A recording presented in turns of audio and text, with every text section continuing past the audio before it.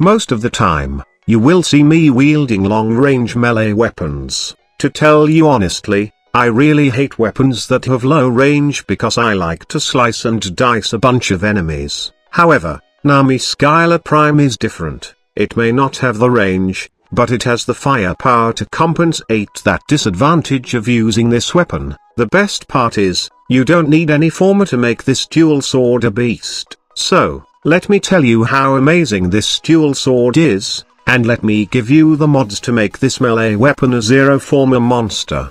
So what's so special about the Nami Skyla Prime? The first things you'll notice on this weapon are, its high slash damage, status chance and critical chance, which is perfect for a hybrid critical status, with condition overload combo. It also has high base melee attack speed, but the bad side is, it got a really low critical damage multiplier, and like I have mentioned before, it also has low range. Those are the only downside of this weapon, and, if you are not that worried about range, or like the idea of in-your-face hack and slash combat, then you will definitely love this weapon. Now Digital Extremes did showcase some really great changes for the melee weapons in the future. And one of those changes are the ability to aim or slam attacks, which favors those weapons with low range, as it will have some feature to close the gap efficiently between you and your enemy. In addition, it would really be great for Nami Skyla Prime, as this weapon does have a knockdown effect on its slam attacks, which then open enemies to finishers. Honestly, I love these changes and I'm pretty excited for these new things to happen on the melee weapon. I did love using Maiming Strike in the past, but the thing is, it really gets boring and it becomes meta. The stance becomes useless, nobody bothers about combo, and it's pretty tiring to press Control and the melee key over and over again. I'm looking forward to these changes, as probably, it will make melee weapons more fun to play. Okay, enough with that melee change talk. Let's get back to the topic and show you my Nami Skyla Prime build.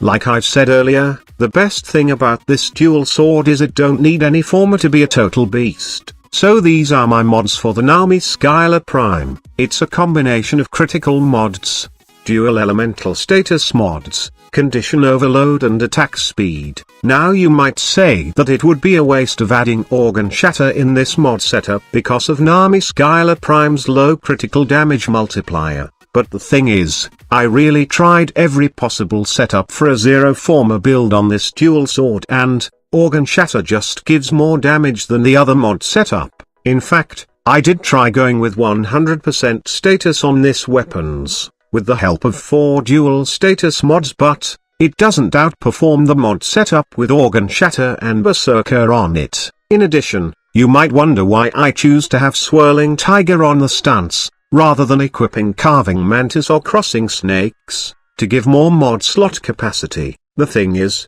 I don't like the carving mantis stance, and yes, I do love the crossing snakes stance, as it has some guaranteed slash procs on its attacks, which perfectly synergy with this dual sword. But swirling tiger is better because of its ability to knock down enemies, resulting to finisher attacks. The dancing hunter combo does have a really high chance of knocking down enemies on their feet. It's really personal preference, but I really suggest that you try it, as the ability to deal finisher damage just makes this weapon kill enemies much faster. Lastly, you can replace these dual status mods to match the weakness of different faction. You can go with a corrosive build for Grineers, a gas build for Corpus, and you can also build a viral build for the Nami Skyla Prime, which is perfect as viral does pair really well with the slash damage that this weapon have. Okay, let me give some demo on how Nami Skyla Prime performs in different factions.